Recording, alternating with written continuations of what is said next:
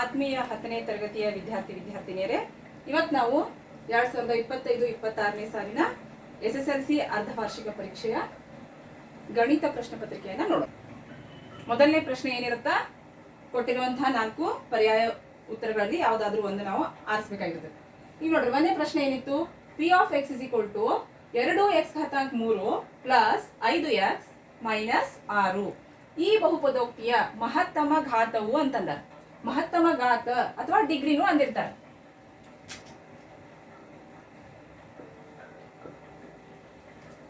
ಇಲ್ಲಿ ಚರಾಕ್ಷರದ ಮೇಲೆ ಯಾವ ಘಾತಾಂಕ ದೊಡ್ಡದಾಗಿರುತ್ತಲ್ಲ ಅದನ್ನ ನಾವು ಮಹತ್ತಮ ಘಾತ ಅಂತ ಕರಿತೇವೆ. ಇಲ್ಲಿ ಎಕ್ಸ್ ಚರಾಕ್ಷರದ ಮೇಲೆ ಏನೂ ಇಲ್ಲ ಅಂದ್ರೆ ಒಂದಿರ್ತದೆ, ಅದು ಇಲ್ಲಿ ಎಕ್ಸ್ ಘಾತಾಂಕ 3 ಅಂದ್ರೆ 1 ಮತ್ತು 3 ಯಾವ್ದು ದೊಡ್ಡದಾದ ನಮಗ 3. ಹಾಗಾಗಿ 3 ಇರುವಂತಹ ಉತ್ತರ ಸರಿ. ಯಾವ್ದು ದೊಡ್ಡದಿರುತ್ತಲ್ಲ ಘಾತಾಂಕ ಅದನ್ನ ನಾವು ಮಹತ್ತಮ ಘಾತ ಅಂತ ತಗೋಬೇಕು. 2 ಚರಾಕ್ಷರವುಳ್ಳ ರೇಖಾತ್ಮಕ ಸಮೀಕರಣಗಳ ಜೋಡಿಯೇ a1x plus b1y plus c1 is equal to 0 ಅಂದಾರ. ಎರಡನೇದು a2x plus b2y plus c2 is equal to 0. ಎರಡು ನಮಗ ರೇಖಾತ್ಮಕ ಸಮೀಕರಣಗಳ ಜೋಡಿಗಳನ್ನ ಕೊಟ್ಟು ಇದರಲ್ಲಿ ಅನನ್ಯ ಪರಿಹಾರ ಯಾವ್ದು ಹೊಂದಿರ್ತೈತಿ ಅದನ್ನ ಕಂಡುಹಿಡಿರಿ ಅಂತ ಅಂದ. ಈಗ ನೋಡ್ರಿ, 4 ಆಪ್ಷನ್ ಕೊಟ್ಟಾರಲ್ಲ, ಇದ್ರಾಗ ಒಂದೇದು a1 by a2 ಹಿಂಗಂದ್ರೆ ಏನ not equal to b1 by b2 ಬರೋಬ್ಬರಿ ಚಿಹ್ನೆ ಹಾಕಿ ನಡಬರ್ ಗೆರಿ ಹಾಕಿರ್ತಾರಲ್ಲ, ಇದೇನ ನಾಟ್ ಈಕ್ವಲ್ ಟು ಸೈನ್ ತೋರಿಸ್ತದೆ. ಆಮೇಲೆ ಎರಡನೇ ಆಪ್ಷನ್ ಏನ್ ಕೊಟ್ಟಾರ, a1 by a2 is equal to b1 by b2 is equal to c1 by c2 ಮೂರು ಒಂದಕ್ಕೊಂದು ಸಮ ಅದಾವ ಅಂತ ಅಂದಾರೆ ಎರಡನೇ ಆಪ್ಷನ್ದಾಗ. ಮೂರನೇ ಆಪ್ಷನ್ದಾಗ ಎರಡ ತಗೊಂಡಾರ, a1 by a2 is equal to b1 by b2. ನಾಲ್ಕನೇದ್ರಾಗ a1 by a2 is equal to hockey b1 by b2 ತಗೊಂಡಾರ, ಮುಂದ ನಾಟ್ ಈಕ್ವಲ್ ಟು ಹಾಕಿ c1 by c2 ತಗೊಂಡಾರ. ಹಾಗಾದ್ರೆ ಇದ್ರಾಗ ಸರಿಯಾದ ಸಂಬಂಧ ಯಾವಪ್ಪ ಅಂತಂದ್ರ, ಮೊದಲ ನಾವ a1 by a2 b1 by b2 ಹೆಂಗ್ ಬರತ್ತಾ ನೋಡು. ನಾಟ್ ಈಕ್ವಲ್ ಟು ಅಂತಂದಾಗ ಇದ ನಮಗ ಗ್ರಾಫ್ ದಲ್ಲಿ ಯಾವ ರೀತಿ ಬರುತ್ತ ಚಿತ್ರ ಅಂತಂದ್ರ, ಛೇದಿಸುವ ರೇಖೆಗಳು ನಾಟ್ ಈಕ್ವಲ್ ಟು ಇದ್ದಾಗ ಛೇದಿಸುವ ರೇಖೆಗಳು ನಮ್ ತಲೆಗೆ ಬರ್ಬೇಕು.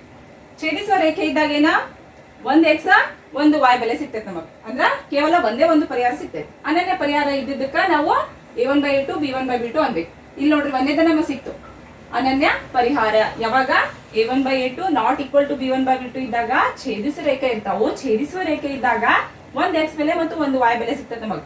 ಒಂದೇ ಒಂದು ಪರಿಹಾರ ಸಿಗೋದಕ್ಕೆ ನಾವು ಅನನ್ಯ ಪರಿಹಾರ ಅಂತ ಕರಿತೇವೆ. ಇದು ನಮಗ ಇದು ಉತ್ತರ ಅಂತ ಗೊತ್ತಾಗ. ಆದ್ರೂ ಮತ್ತೆ ಇದನ್ನು ನೋಡೋಣ ಏನ್ ಬರುತ್ತಾ. ಇದು ಹಿಂಗಿದ್ರ ಇಲ್ಲಿ ನೋಡು, ಮೂರು ಸಮ ಇದ್ದಾಗ ರೇಖೆಗಳು ಯಾವ ರೀತಿ ಇರ್ತಾವಂದ್ರ ಐಕ್ಯ ರೇಖೆಗಳಾಗಿರ್ತಾವ. ಇದೇನಾ ಛೇದಿಸುವ ರೇಖೆ ಆತ ನಾಟ್ ಈಕ್ವಲ್ ಟು ಇದ್ದಾಗ. ಮೂರು ಸಮ ಇದ್ದು ಅಂತಂದ್ರ ಒಂದ್ ರೇಖೆ ಹಿಂಗ್ ತಗೊಂಡ್ವಿ, ಇನ್ನೊಂದ್ ರೇಖೆ ಹಿಂಗ್ ತಗೊಂಡ್ವಿ, ಎರಡೂ ರೇಖೆ ಒಂದಕ್ಕೊಂದು ಐಕ್ಯಗಾವ್. ಐಕ್ಯ ಆದಾಗ ಏನಾಕತಿ, ಬಹಳಷ್ಟು ಎಕ್ಸ್ ಬೆಲೆ ಬರ್ತಾವು, ಬಹಳಷ್ಟು y ಬೆಲೆ ಬರ್ತಾವ. ಇಲ್ಲಿ ಎಕ್ಸ್ ಇರತ್ತ, ಎಕ್ಸ್ ಡ್ಯಾಶ್ ಇರತ್ತ, y ಇರತ್ತ, y ಡ್ಯಾಶ್ ಇರತ್ತಲ್ಲ, ಎಕ್ಸ್ ಬೆಲೆಗಳು ಬಹಳ ಬರ್ತಾವು, y ಬೆಲೆಗಳು ಬಹಳ ಬರ್ತಾವ. ಅದಕ್ಕೆ ನಾವೇನಂತ ಹೇಳ್ಬೇಕ, ಅನಂತ ಪರಿಹಾರ ಇದ್ದಾಗ ಇದನ್ನ ರೈಟ್ ಹಾಕ್ತಿದ್ವಿ. ಅನನ್ಯ ಅಂತಾರ ಅದಕ್ಕೆ ಇದನ್ನ ಹಾಕಿವ್. ಅನಂತ ಕೇಳಿದಾಗ ನಾವ್ ಏನ್ ಮಾಡ್ತಿದ್ವಿ, ಇದನ್ನ ಹಾಕ್ತಿದ್ವಿ. ಇದು ಬರಂಗಿಲ್ಲ. ಇದ್ ನೋಡ್ರಿ, ಇದು ಯಾವಾಗ ಬರುತ್ತಾ, X X dash y dash ತಗೊಂಡ್ವಿ. ಈ ರೀತಿ ಇದ್ದಾಗ ಒಂದೇದ್ ಬರೋಬರಿ ಚಿಹ್ನೆ ಹಾಕಿ ಇನ್ನೊಂದು ನಾಟ್ ಈಕ್ವಲ್ ಟು ಇದ್ದಾಗ ನಾವ್ ಹೆಂಗ್ ತಗೋತೀವಿ, ರೇಖೆಗಳನ್ನ ಸಮಾಂತರ ರೇಖೆಗಳನ್ನ ತಗೊಂತೀವಿ. ಒಂದಕ್ಕೊಂದು ಸಮಾಂತರ ಇದ್ದಾಗ ಯಾವುದೇ ಪರಿಹಾರ ಇರಂಗಿಲ್ಲ, ಪರಿಹಾರ ಇರುವುದಿಲ್ಲ. ಮತ್ತೇನ ರೇಖೆಗಳು ಹೆಂಗಿರ್ತಾವು, ಸಮಾಂತರವಾಗಿರ್ತಾವ. ಅವ್ರು ಒಂದ್ ವೇಳೆ ಸಮಾಂತರ ರೇಖೆ ಅಥವಾ ಯಾವ್ದಕ್ ಪರಿಹಾರ ಇಲ್ಲ ಅದ್ರ ಸರಿಯಾದ ಸಂಬಂಧ ಯಾವ್ದಂದಾಗ ನಾವು ಇದನ್ನ ಹಾಕ್ತಿದ್ವಿ.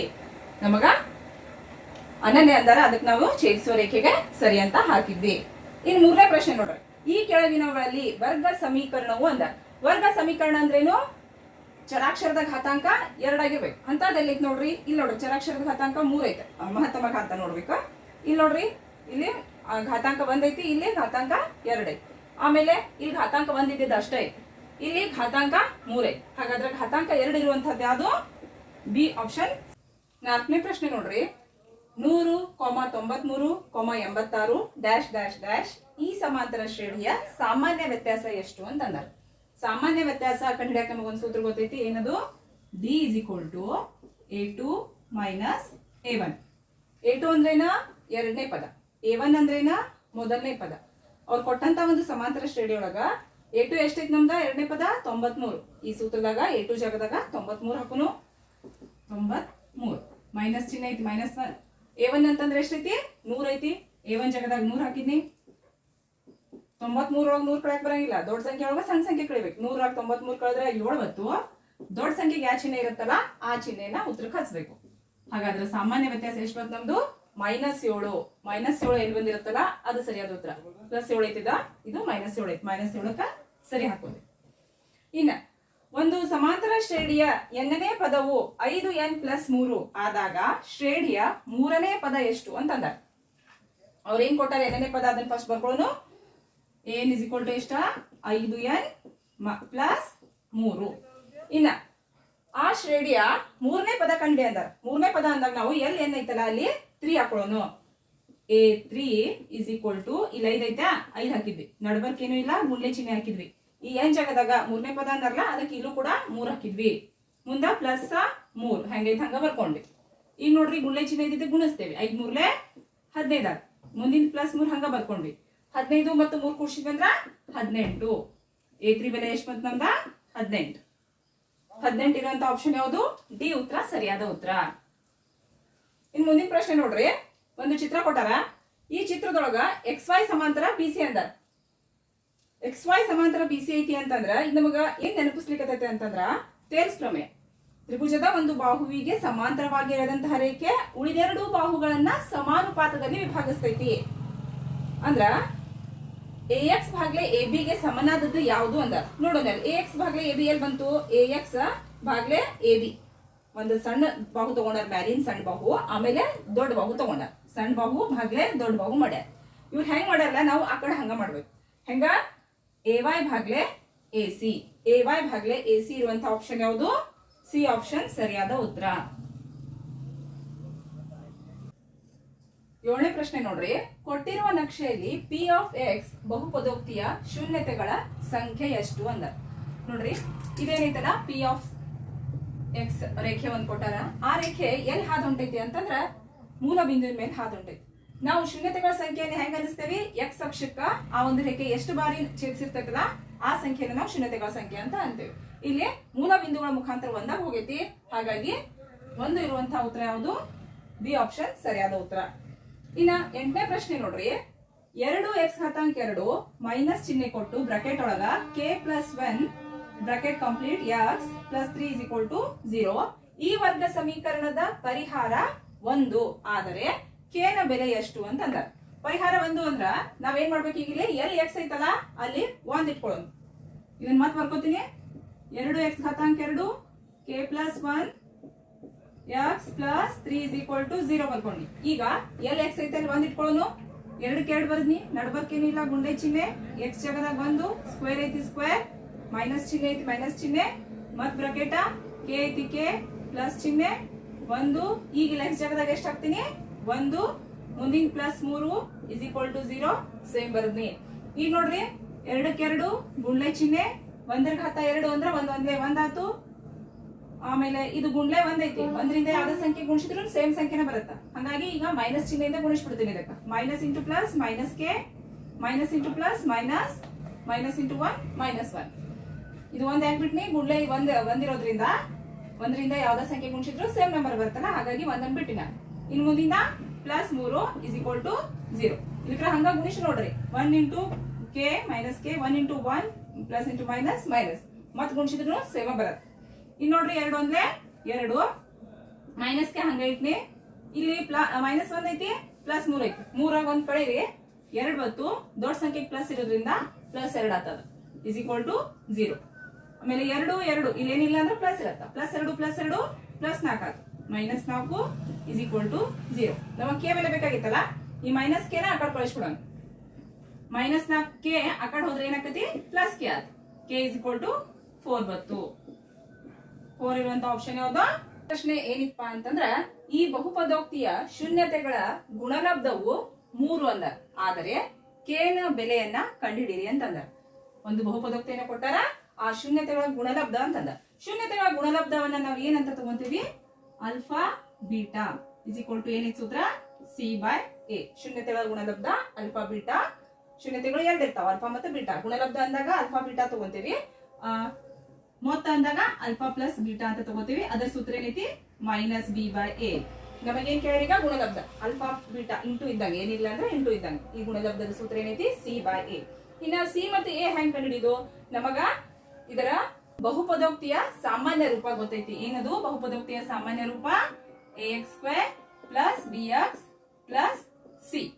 ಈಗ ನಾವು ಅವ್ರು ಕೊಟ್ಟಂತ ಬಹುಪದೋಕ್ತಿಗೆ ಮತ್ತು ಸಾಮಾನ್ಯ ರೂಪಕ್ಕ ಹೋಲಿಕೆ ಮಾಡೋಣ. ಹೋಲಿಕೆ ಮಾಡಿದಾಗ ನೋಡ್ರಿ, ಇಲ್ಲಿ x² ಕ a ಗುಣ್ಲೈತಿ, ಇಲ್ಲಿ x² ಕ 2 ಐತಿ, ಅಂದ್ರ a ಇಸ್ ಈಕ್ವಲ್ ಟು 2 ಆತು. ಇಲ್ಲಿ ನೋಡ್ರಿ x ಕ b ಇಂಟು ಐತಿ, ಇಲ್ಲಿ x ಕ ಏನೈತಿ -3 ಐತಿ, ಅಂದ್ರ b ಇಸ್ ಈಕ್ವಲ್ ಟು -3 ಅಂತ ತಗೋತೀವಿ.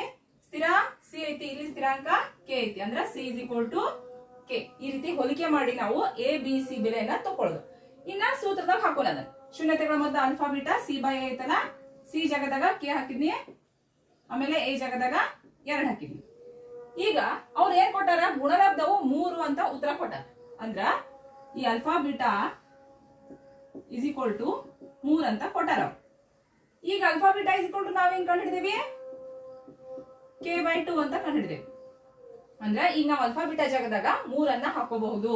3 ಇಲ್ಲಿ ಹಾಕ್ತೀನಿ, ಅವಾಗ ಏನಾಗ್ತದು 3 ಇಸ್ ಈಕ್ವಲ್ ಟು k/2 ಆತು. ನಮಗ್ ಕೆ ಬೆಲೆ ಬೇಕಾಗಿತಿ. ಕೆ ಬಿಟ್ಟು ಏನೇನೈತಲ್ಲ ಈ ಕಡೆ ಕಳಿಸ್ಬಿಡೋನು.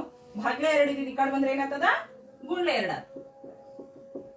K is equal to 3 2 6. ಈ ರೀತಿ ನಾವು ಕೆ ಬೆಲೆಯನ್ನ ಕಂಡುಹಿಡಿಬೇಕು. ಇನ್ನ ಮುಂದಿನ ಪ್ರಶ್ನೆ ನೋಡ್ರಿ, ಒಂದು ಸಮಾಂತರ ಶ್ರೇಣಿಯ 3 ಕ್ರಮಾನುಗತ ಪದಗಳ ಮೊತ್ತ 21 ಅಂತಂದಾರ. ಆದ್ರ ಎರಡನೇ ಪದವನ್ನು ಕಂಡುಹಿಡಿರಿ ಅಂತಂದಾರ. 3 ಪದಗಳು ಯಾವ್ಯಾವ ಇರಬೇಕು? ಮೊದಲನೇ ಪದ a - d ಆಗಿರ್ಲಿ ಅಂತನೂ, ಎರಡನೇ ಪದ a ಆಗಿರ್ಲಿ, ಮೂರನೇ ಪದ a + d ಆಗಿರ್ಲಿ. ನೋಡ್ರಿ, 3 ಕ್ರಮಾನುಗತ ಪದ ಕೊಟ್ಟು ಮೊತ್ತ ಕೊಟ್ಟಾಗ ಈ ರೀತಿ ತಗೊಂಡ್ವಿ ಅಂದ್ರೆ ನಮಗ ಮಾಡ್ಲಿಕ್ಕೆ ಸರಳ ಆಗ್ತೈತಿ. ಇನ್ನ ಮೊತ್ತ ಅಂದ್ರ ಅವ್ರು 3 ಪದಗಳನ್ನ ಕೂಡಿಸ್ಬಿಡೋದೈತಿ. a - d ಬರ್ಕೊಳ್ಳೋದೈತಿ, ಒಂದನೇ ಪದ ಪ್ಲಸ್ ಚಿಹ್ನೆ ಹಾಕುದು, ಎರಡನೇ ಪದ ಬರ್ಕೊಳ್ಳೋದು ಪ್ಲಸ್ ಚಿಹ್ನೆ ಹಾಕುದು, ಮೂರನೇ ಪದ ಬರ್ಕೊಳ್ಳೋದು, ಬರ್ಕೊಂಡು ಬರೋಬ್ಬರಿ ಚಿಹ್ನೆ ಹಾಕಿ 3 ಪದಗಳನ್ನ ಕೂಡಿಸಿದಾಗ ಎಷ್ಟದ ಅವ್ರ ಮೊತ್ತ? 21. ಮೊತ್ತ ಅಂದಿದ್ದಕ್ಕೆ ಪ್ಲಸ್ ಹಾಕಿದ್ವಿ, ಈ ಬರೋಬ್ಬರಿ ಚಿಹ್ನೆ ಹಾಕಿ 21 ಅಂತ ಬರದ್ವಿ, 21 ಬರದ್ವಿ. ಈಗ ಪ್ಲಸ್ ಡಿ ಮತ್ತು ಮೈನಸ್ ಡಿ ಕ್ಯಾನ್ಸಲ್ ಆಗ್ತಾವ. ಡಿ ಒಳಗೆ ಡಿ ಹೋತಂದ್ರೆ 0 ಅಥವಾ ಹಿಂಗ್ ಕ್ಯಾನ್ಸಲ್ ಮಾಡ್ಬೇಕು. ಇನ್ನ ನೋಡ್ರಿ, ಎ ಎಷ್ಟದಾವು? 1a 2a 3, total 3a is equal to 21. ನಮಗೀಗ ಎ ಬೆಲೆ ಬೇಕಾಗಿತಿ. 3 ಗುಂಡ್ಲೆ ತಕೊಂಡ್ ಕಳ್ಸೋಣ, ಭಾಗ್ಲೆ ಆತು. a is equal to 21/3. 3 1 3 7. ಹಾಗಾದ್ರೆ ಎ ಬೆಲೆ ಎಷ್ಟು ಬಂತು? 7. ಎ ಅಂದ್ರೆ ಏನೈತಿ ನಮ್ದಿಲ್ಲ? ಎರಡನೇ ಪದ. ಅವ್ರೇನ್ ಕೇಳಾರ ನಮಗ? ಎರಡನೇ ಪದ. ಹಾಗಾದ್ರ ಎರಡನೇ ಪದ ಉತ್ತರ ಎಷ್ಟು? 7. ಈಗ 15ನೇ ಪ್ರಶ್ನೆ, 3 ಬ್ಯಾಟ್ ಮತ್ತು 2 ಚೆಂಡುಗಳ ಒಟ್ಟು ಬೆಲೆಯು 700 ರೂಪಾಯಿ ಅಂತಂದ. ಅಂದು ಒಂದು ಚೆಂಡಿನ ಬೆಲೆಯನ್ನ ಕೊಟ್ಟಾರ. ಎಷ್ಟು? 50 ರೂಪಾಯಿ. ಹಾಗಾದ್ರ ಒಂದು ಬ್ಯಾಟಿನ ಬೆಲೆ ಎಷ್ಟು ಅಂತ ಪ್ರಶ್ನೆ ಕೇಳ್ಯಾರ. ನೋಡ್ರಿ, 2 ಸಮೀಕರಣಗಳನ್ನ ಕೊಡ್ಬೇಕಾಗಿತ್ತು. ಅದ್ರಲ್ಲಿ ಒಂದೇ ಸಮೀಕರಣಗಳ ರಚನೆ ಆಕೈತಿ. ಒಂದೇ ಸಮೀಕರಣ ಹೆಂಗ್ ರಚನೆ ಆಕೈತಿ ಅಂದ್ರೆ, ಬ್ಯಾಟಿಗೆ ಒಂದ್ ಬೆಲೆ ತಗೊಂಡು ಚೆಂಡಿನ ಬೆಲೆಗೆ ಒಂದ್ ಅಂಕಿಯನ್ನ ತಗೊಂಡು, ಬ್ಯಾಟಿನ ಬೆಲೆಗೆ ನಾನು ಎಕ್ಸ್ ಆಗಿರ್ಲಿ ಅನ್ನು, ಬ್ಯಾಟ್ ಬೆಲೆ ಎಕ್ಸ್ ಆಗಿರಲಿ, ಆಮೇಲೆ ಚೆಂಡುವಿನ ಬೆಲೆ y ಆಗಿರಲಿ ತಗೊಂಡು, 3 ಬ್ಯಾಟ್ ಅಂದಾರಲ್ಲ ಅದಕ್ಕಲ್ಲಿ 3 ಬ್ಯಾಟ್ ಬೆಲೆ ಎಷ್ಟೈತಿ? ಎಕ್ಸ್ ಐತಿ, 3x ಅಂತ ತಗೊಂಡ್ವಿ. ಮತ್ತು 2 ಚೆಂಡು ಅಂದಾರ. ಚೆಂಡು ಅಂದ್ರೆ y ತಗೊಂಡೆ ನಾವು. 2 ಚೆಂಡು ಅಂದಿದ್ದಕ್ಕ ಪ್ಲಸ್ 2y. ಯಾಕೆ ಪ್ಲಸ್ ಅಂದಿ? ಒಟ್ಟು ಅಂದಾರ. ಒಟ್ಟು ಬೆಲೆ 700 ರೂಪಾಯಿ ಆಗಿದೆ ಅಂದಾರ. ಆಗಿದೆ ಅಂದಿದ್ದಕ್ಕ ಬರೋಬ್ಬರಿ ಚಿಹ್ನೆ 700 ರೂಪಾಯಿ. ಈ ಒಂದೇ ಹೇಳಿಕೆ ಮೇಲೆ ಇಷ್ಟು ಬರ್ಕೊಳಕ್ ಬರ್ಬೇಕು ನಮಗ್. ಏನ? 3 ಬ್ಯಾಟ್ ಅಂದಿದ್ದಕ್ಕ 3x, 2 ಚೆಂಡು ಅಂದಿದ್ದಕ್ಕ 2y, ಯಾಕಂದ್ರೆ ಚೆಂಡು ಅಂದ್ರೆ y ತಗೊಂಡಿವಿ. ಒಟ್ಟು ಬೆಲೆಯು ಅಂದಿದ್ದಕ್ಕ ಪ್ಲಸ್ ಚಿಹ್ನೆ, ಆಗಿರುತ್ತದೆ ಅಂದಿದ್ದಕ್ಕ ಬರೋಬ್ಬರಿ ಚಿಹ್ನೆ 700 ರೂಪಾಯಿ ಆಗೈತಿ. ಆಮೇಲೆ ಮತ್ತೇನ್ ಕೇಳೋರು? ಒಂದು ಚೆಂಡಿನ ಬೆಲೆ 50 ರೂಪಾಯಿ ಅಂತ ಕೊಟ್ಟಾರ. ಚೆಂಡ್ ಅಂದ್ರೆ ಏನ್ ತಗೊಂಡೆ ನಾವಿಲ್ಲಿ? y. ಹಾಗಾದ್ರೆ y ಬೆಲೆ ಕೊಟ್ಟಾರ ಅಂತ ಅರ್ಥ. ಎಷ್ಟು? 50 ರೂಪಾಯಿ ಕೊಟ್ಟಾರ.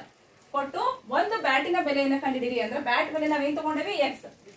X is equal to question mark. ಈಗ ಈ ಸಮೀಕರಣ ಸಿಕ್ಕೈತೆ ನಮಗೊಂದು. ಸಮೀಕರಣ ಒಳಗ y ಬೆಲೆ ಹಾಕ್ಬಿಡೋಣ. 3x ಹಂಗ ಬರ್ಕೋತೀನಿ ಪ್ಲಸ್ 2 ಹಂಗ ಬರ್ನಿ, ನಡ್ಬರ್ಕೇನಿಲ್ಲ ಗುಂಡ್ಲೆ ಚಿಹ್ನೆ, y ಜಾಗದಾಗ 50 ಹಾಕೋದು is equal to 7. 3x plus 52 100 is equal to 700. ನಮಗ x ಸೆಪರೇಟ್ ಮಾಡೋದನ್ನ ಹಂಗ ಬಿಡಿಸ್ಕೊಂತ ಹೋಗುದು. ಈ ಪ್ಲಸ್ 100 ಮೊದಲ ಆ ಕಡೆ ಕಳ್ಸೋಣ. ಈಗ ಪ್ಲಸ್ 100 ಆ ಕಡೆ ಕಳ್ಸಿಂದ ಮೈನಸ್ 100 ಆಯ್ತು. 700ದಾಗ 100 ಹೋದ್ರ 600 ಉಳಿತು. ಈಗ ನಮಗೆ x ಬೆಲೆ ಬೇಕಾಗಿತ್ತು. 3 ಒಂದು ಗುಂಡ್ಲೆ ಆಗೈತಿ. ಗುಂಡ್ಲೆ 3 ಆ ಕಡೆ ಕಳಿಸ್ಬಿಡೋನು. ಏನಾಕೈತದ 600 ಭಾಗ್ಲೆ 3 ಆಯ್ತು. ಕಡ್ತಾ ಹೊಡಿರಿ. 3 ಒಂದ್ಲೆ 3 ಎರಡ್ಲೆ 6 2 0. ಹಾಗಾದ್ರೆ x ಬೆಲೆ ಎಷ್ಟು ಬಂತು ನಮಗ 200. x ಅಂದ್ರೆ ನಮ್ದು ಬ್ಯಾಟ್ ಬೆಲೆ 200 ರೂಪಾಯಿ. ಈ ರೀತಿ ಬ್ಯಾಟ್ ಬೆಲೆಯನ್ನ ಕಂಡುಹಿಡಿದ್ವಿ. ಇನ್ ನೆಕ್ಸ್ಟ್ ವರ್ಜಿಸುವ ವಿಧಾನದಿಂದ x ಮತ್ತು y ಬೆಲೆಯನ್ನ ಕಂಡುಹಿಡಿದೈತಿ. ಇದಂತೂ ಸರಳ ಐತಿ. ಮೊದಲ 2x plus y is equal to 8 ಅಂತ ಬರ್ಕೋತೀರಿ ಒಂದನೇ ಸಮೀಕರಣ. ಎರಡನೇ ಸಮೀಕರಣ 3x minus y is equal to 7 ಅಂತ ಬರ್ಕೊಂಡ್ವಿ. ಇಲ್ಲಿ ಚಿಹ್ನೆ ಬದಲಾವಣೆ ಮಾಡ್ಬೇಕು ಅಂತಂದ್ರ ಪ್ಲಸ್ ಮತ್ತು y ಕೊಟ್ಟ ಬಿಟ್ಟಾರ. ಹಾಗಾಗಿ ಚಿಹ್ನೆ ಬದಲಾವಣೆ ಮಾಡುವಂತಹ ಅವಶ್ಯಕತೆ ಇಲ್ಲ. ಇಲ್ಲೇ plus y minus y automatic cancel ಆಗ್ತಾವು. ಇಲ್ಲಿ ನಾವೇನ್ ಚಿಹ್ನೆ ಬದಲಾವಣೆ ಮಾಡಿಲ್ಲ. ಹಾಗಾಗಿ ಡೈರೆಕ್ಟ್ ಕೂಡಿಸ್ತೇವೆ. 2x ಮತ್ತು 3x ಕೂಡಿಸಿದ್ವಿ ಅಂದ್ರ 5x ಆಯ್ತು. ಬರೋಬ್ಬರಿ 7 8 15. ಈಗ ನಮಗೆ x ಬೆಲೆ ಬೇಕಾಗೈತಿ. 5 ಆ ಕಡೆ ಕಳಿಸ್ತೀನಿ. 15 ಭಾಗ್ಲೆ 5 ಆಯ್ತು. ಗುಂಡ್ಲೆ 5 ಇದ್ದಿದ್ದು ಆ ಕಡೆ ಹೋಗಿ ಭಾಗ್ಲೆ 5 ಬಂದ್ಲೆ 5 ಮೂರ್ಲೆ. x ಬೆಲೆ ಎಷ್ಟು ಸಿಕ್ತು ನಮಗ 3 ಸಿಕ್ತು. ಇನ್ನ ಈ x ಬೆಲೆನ ನಾವು ಒಂದನೇ ಸಮೀಕರಣ ಅಥವಾ ಎರಡನೇ ಸಮೀಕರಣ ಯಾವ ಸರಳ ಇರ್ತದಲ್ಲ ಅದ್ರಾಗ ಹಾಕೊಳ್ಳೋಣ. ಒಂದನೇ ಸಮೀಕರಣ ತಗೋತೇನೆ. 2x plus y is equal to 8. x is equal to 3 ಅನ್ನ ಒಂದರಲ್ಲಿ ಹಾಕಲಾಗಿ ಒಂದನೇ ಸಮೀಕರಣದಾಗ ಹಾಕಿದ್ವಿ. 2ಕ್ಕೆ 2 ಬರ್ದ್ನಿ, ನಡ್ಬರ್ಕೇನೂ ಇಲ್ಲ ಗುಂಡ್ಲೆ ಚಿಹ್ನೆ. x ಜಾಗದಾಗ ಏನ್ ಹಾಕೋಣ ಈಗ 3 plus y is equal to 8. 2 ಮೂರ್ಲೆ 6 plus y is equal to 8. ಈ ಪ್ಲಸ್ 6 ಆ ಕಡೆ ಹೋತಂದ್ರ ಮೈನಸ್ 6 ಆಯ್ತು. 8ರಾಗ 6 ಹೋತಂದ್ರ 2. y ಬೆಲೆ ಎಷ್ಟು ಸಿಕ್ತು ನಮಗ 2.